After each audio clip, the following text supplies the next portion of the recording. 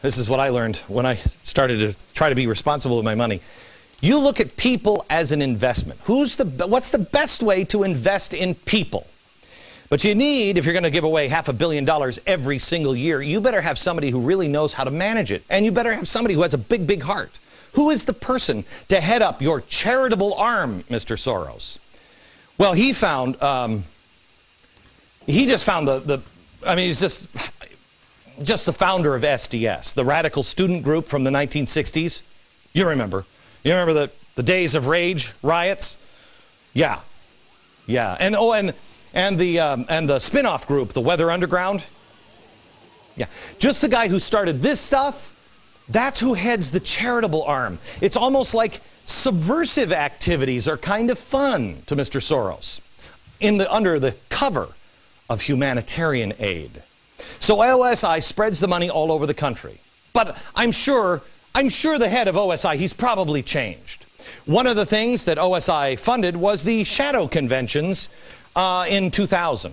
It funneled 1/3 of the shadow convention, who was hosted here. I mean, unless you were an avid, C-SPAN watcher, you probably don't remember them. But it was an attempt to, as they put it, focus on the issues that the parties just won't touch. Issues like campaign finance reform. Wait a minute. Last night, campaign finance reform. Now that's a good humanitarian thing, isn't it? Seriously, that's going to feed a lot of children. Campaign finance reform. Remember we said that he spent over $100 million to get campaign finance reform.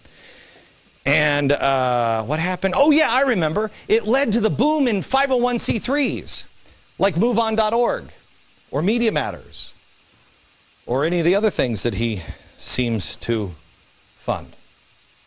They can take in as much money as they want. And now, all of those political organizations are controlled by George Soros. But remember, it's humanitarian. One of the organizers of the Shadow Convention was Arianna Huffington, which is now getting the Huffington Post money from George Soros to be able to hire reporters. Isn't that great? She was introducing here in 2000 at the Shadow Convention. She was introducing somebody else, another guest speaker, another co-organizer of the event. Watch. We're now moving to the second issue of the Shadow Convention, the persistence of poverty in the middle of our prosperity. And it gives me great pleasure to welcome one of our conveners, the Reverend Jim Wallis, the head of the Call to Renewal, a new coalition of churches to fight poverty, and the editor of Sojourners magazine. Oh. He's also been a mentor and an inspiration to me. So get ready to be inspired. Jim Wallis. Praise Jesus. Jim Wallis. Sojourners. Faith, politics, culture. That's right. Sojourners, didn't he get a bunch of money recently to help boycott me? That's right. I remember him now. And Sojourners, another group funded by OSI. George Soros, an atheist, dumping a whole bunch of money into a Christian organization. Well, that almost doesn't make sense. Oh, but it's humanitarian. Kind of makes you question the motives, though, doesn't it? Of course, it doesn't take long to see that his attraction to Jim Wallis is because he's a big government progressive. The solution is not with the people in the churches. It is get everybody into the government. He's infiltrating the churches. You see how this works? I know. I'm sorry, Mr. Soros. It's just humanitarian aid. Step number 2 is to control the airwaves. Has George Soros done this at all? Well, open society, it's very innocent here. And it's pure as the driven snow. Recently donated $1.8 million so that NPR could hire new journalists. Do we have the NPR thing? Yeah, they just $1.8 million so they could hire 100 journalists.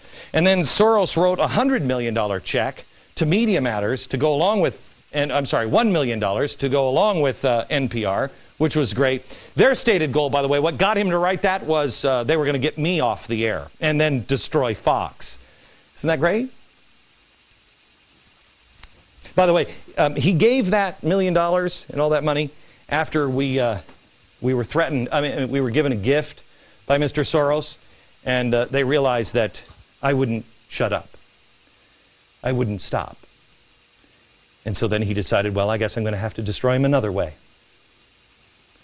$1 million also to the teapartytracker.org. Teapartytracker.org. This is a website that they developed with the NAACP's media staff. It's supposed to expose the intolerant element of the Tea Party. Then the NAACP takes its content and collaborates with Think Progress, another Soros-funded group, along with Media Matters, and there you go. The next 3 steps? Next.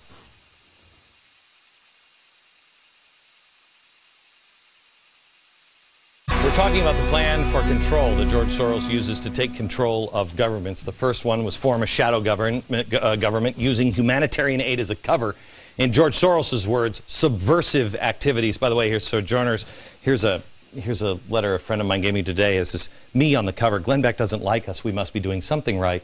It's a fundraising letter for this guy. Number 2, control the airwaves. Is he doing that? Yes.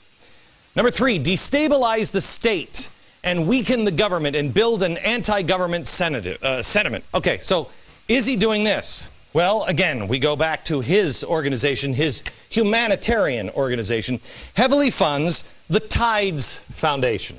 The Tides Foundation, $4.2 million. They're the ones that funded the anti-capitalist story of stuff indoctrination videos that we have told you that helps kids resent the government that supports a free market system. Tides itself takes some of its money and then sends it on to places like the Apollo Alliance, the home of Van Jones. They're the ones that also crafted the stimulus bill, you know, for the little guy, like Andy Stern. I think we all know how everyone feels about the stimulus bill. Also, OSI decides that they're going to fund a place called the Center for American Progress. You know that one. That's a progressive think tank that churn out big government ideas and who get many of their ideas from another group OSI funds, the IPS. This is the Institute for Policy Studies. You know what they've just come out with? This is great. They've just come out with a couple of things. First, President Obama needs to bypass Congress and issue more executive orders now that the election is over. And they've come out with this exciting new report that says, quote, outside pressure, inside strategy. Wow, that sounds familiar. Inside strategy, outside pressure. It's almost like bottom up, top down. What am I remembering here? Oh yeah, I remember Czechoslovakia. Top to bottom, bottom to top, inside out. Remind me of that, along with George Soros and Van Jones in just a few minutes. I'll show you something that will blow your mind. Step 4. Step 4 is provoke an election crisis. Well, that, of course, they haven't done anything like that. You know, where you lose confidence in the vote? No, no, no. Of course not. Of course, you have OSI funding Acorn. This is a group that's willing to sell, you know, human sex slave traffickers and give them a tax break. Soros also created this, SOS, the Secretary of State Project. This is a group that is specifically designed to groom and elect Secretary of States around the nation because they're the ones who have to certify election results. How do you think, what's his name from Minnesota got in last time? Remember all that? Remember Al Franken is, yeah, who's this project? Isn't that weird? They're the ones that call the shots. And Soros has pumped millions of dollars into voting-related groups. Some of them legitimate, some get caught doing illegal things, some are kind of a little shady. I like this one myself, One America Votes. They get money from the Tides. Remember, Soros funds that group. They sent illegal immigrants door to door in Washington State just before this last election to tell people that they were illegal, but you should get out and vote. There's George Soros for you. And then step number 5, take power. Take power. This one is kind of hand in hand with staged demonstrations. This one's about to come. We've already seen the beginnings of it. The One Nation rally. We saw this. This is the labor union rally in D.C. as a response to 828, a project of the Tides Center, a.k.a. George Soros Group. OSI also donated to the Ruckus Society. They're a radical environmental justice group known for their aggressive tactics. Remember, that was the guy I told you about last night? It was causing all the riots in Seattle. Then OSI has donated to several groups who are trying to get me off the air. You have Faith in Public Life. That's funded by OSI. They're calling for my head. You have Sojourners, of course. They're calling for my head. You have Media Matters. all of them out of the pocket of George Soros. Mark my words, and I believe I said that for the last 2 years on inflation. As I told you, massive inflation will come, and you're beginning to see it now. Staged demonstrations and riots in the streets, you will see them here.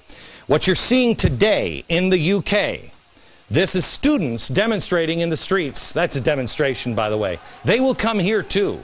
Because what are they rioting about? That they are cutting services at schools and raising tuitions. Really? Well, they will come, and they will be orchestrated, funded, or they will be exploited by Soros-like groups. If you're watching this show, and George Soros is the puppet master, so I'm sure he's having somebody else watch it, what happens? What happens to all of these groups? What happens to all of these groups?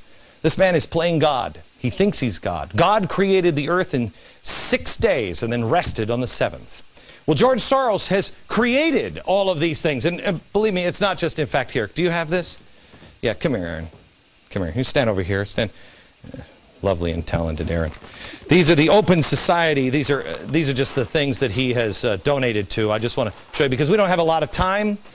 So I just wanted to show you the list. These are the list of the organizations that are involved, you know, in these 5 steps. And we wrote it out for you. But I just wanted to show you that it's no big deal. It's not like you're overpowered or anything like this. There's more. This is less than half of them.